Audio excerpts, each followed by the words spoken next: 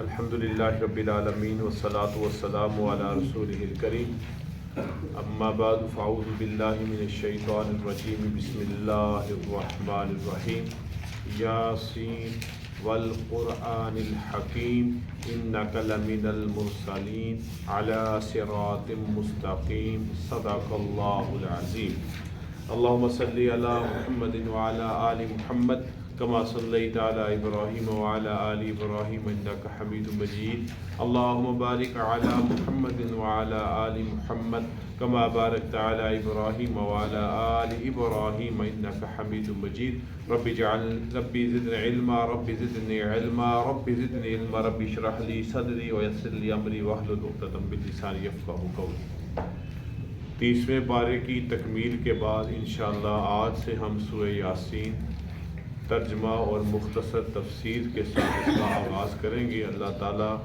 اس کو مکمل کرنے کی توفیق عطا فرمائے اور قرآن مجید کو سمجھنے کی بھی توفیق عطا فرمائے۔ سورہ یاسین مکہ میں نازل ہونے والی مکی دور کے درمیانی حصے میں نازل ہوئی، یعنی آپ صلی اللہ علیہ وآلہ وسلم پر جب وحی کا آغاز ہوا، آپ نے جب نبوت کا اعلان فرمایا، تقریباً اس کے 6 سے 7 سال بعد یہ سورہ مبارکہ نازل ہوئی ہے۔ سورہ یاسین اس کی آیات 83 ہیں اور یہ 5 رکوعوں پہ مشتمل ہے۔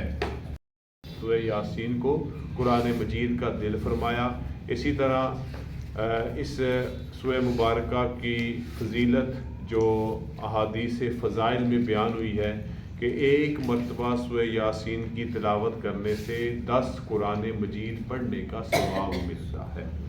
ایسے ہی سورہ یاسین کے حوالے سے فرمایا گیا کہ جو شخص اس کو صبح کے وقت پڑھے گا اللہ تعالیٰ شام تک اس کو خوش رکھیں گے، اور جو شام کو پڑھے گا اللہ تعالیٰ اس کو صبح تک خوش رکھیں گے۔ ایسے ہی نبی علیہ الصلوۃ والسلام کے فرمودات کی روشنی میں سورہ یاسین کے بارے میں بتایا گیا کہ یہ سورہ مبارکہ جو ہے اپنے جو قریب المرگ ہوں، مرنے والے ان پر پڑھو تاکہ ان کے لیے روح کے نکلنے میں آسانی ہو۔ اسی طرح سورہ یاسین کے حوالے سے ارشاد ہوا کہ سورہ یاسین جو ہے یہ ایسی سورہ مبارکہ ہے کہ جو حاجات کے لیے، ضرورتوں کے لیے کافی ہے۔ اسی لیے اس سورہ مبارکہ کا نام سورہ قاضیہ بھی ہے۔ قاضیہ یعنی پوری کرنے والی کسی چیز کو۔ اسی سورہ مبارکہ کا نام سورہ دافعہ بھی ہے۔ یہ سورہ مبارکہ بلاؤں کو دور کرتی ہے۔ اسی طرح اس سورہ مبارکہ کا نام معمہ بھی ہے، اور اسی طرح جیسے کہ یہاں پر اس کو مشہور سورہ یاسین کے نام سے موسوم کیا جاتا ہے۔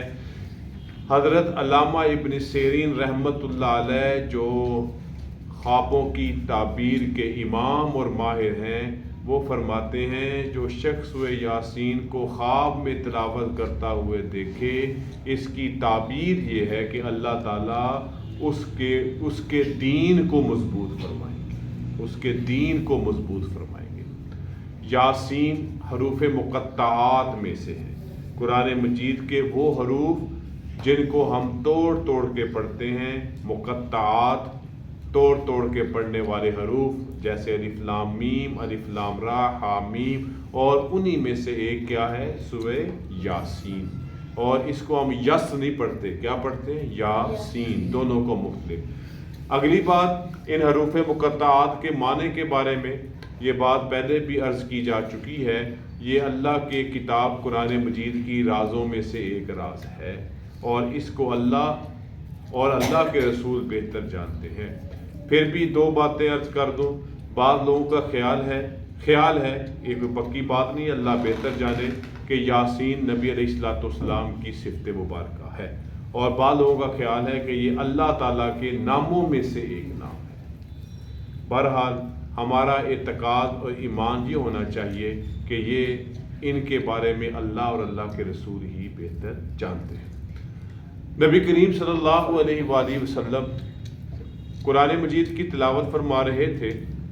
قریش مکہ اور یہ جو کافر تھے، یہ آپ صلی اللہ علیہ وسلم پر حملے کے لیے لپکے، آپ کو مارنے کے لیے دوڑے۔ اللہ تعالیٰ نے ان کے ہاتھوں کو ان کی گردنوں پہ ایسے باندھ دیا اور ان کے آنکھوں کو نبینا کر دیا۔ یہ بڑھنے لگے تھے، نبی علیہ السلام کو تکلیف دینے لگے تھے، ان کے ہاتھوں کو ان کے گردنوں پہ ہی باندھ دیا، اللہ کی طرف سے تھا، اور ان کی بینائی کو ختم کر دیا۔ انہوں نے نبی علیہ السلام کو مانتے تو سچے تھے لیکن ایمان نہیں لاتے تھے۔ انہوں نے نبی علیہ السلام کو اپنی رشتہ داری کا واسطہ دیا، اللہ کا واسطہ دیا کہ ہمارے لیے دعا کریں، اللہ تعالی ہمیں اس مصیبت سے نکال دے۔ نبی اکرم رحمت للعالمین، اور بالکل ابتدائی زمانہ ہے، 6 سال ہے بعد از ابتدائی وحی اور اعلان نبوت کے، آپ نے دعا فرمائی اور ان کی خلاصی ہوئی۔ اور پھر اس کے بعد جب ان کا یہ معاملہ ہوا، اللہ رب العزت نے ان کی خلاصی فرمائی۔ اللہ تعالیٰ نے آیت نمبر 1 سے لے کے 7 تک یہ سورہ یاسین کی ابتدائی آیات نازل فرمائی اور کفار کے طرز عمل کو بیان فرمایا۔ یاسین حروف مقطعات والقرآن الحکیم، قرآن حکمت والے کی قسم ہے۔ قرآن مجید کی اللہ تعالیٰ اس کی ایک خوبی حکیم کے ساتھ قسم اٹھا رہے ہیں۔ اِنَّكَ لَمِنَ الْمُرْسَلِينَ، بے شک آپ رسولوں میں سے ہیں۔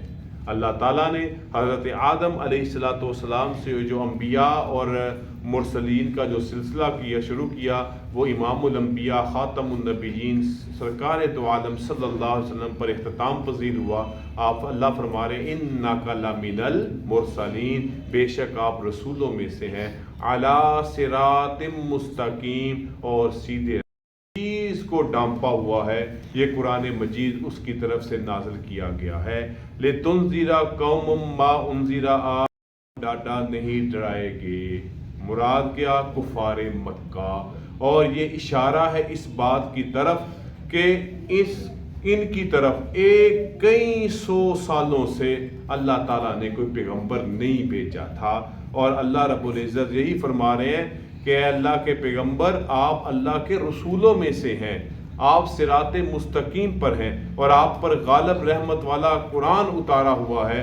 آپ کا کیا کام ہے؟ لِتُنذِرَ قَوْمًا مَّا أُنذِرَ آبَاؤُهُمْ فَهُمْ غَافِلُونَ، تاکہ آپ اس قوم کو ڈرائیں جن کے باپ دادا نہیں ڈرائے گے۔ فَهُمْ غَافِلُونَ، سو فَهُمْ لَا يُؤْمِنُونَ، ان میں سے اکثر پر خدا کا فرمان پورا ہو چکا، پس وہ ایمان نہیں لائیں گے۔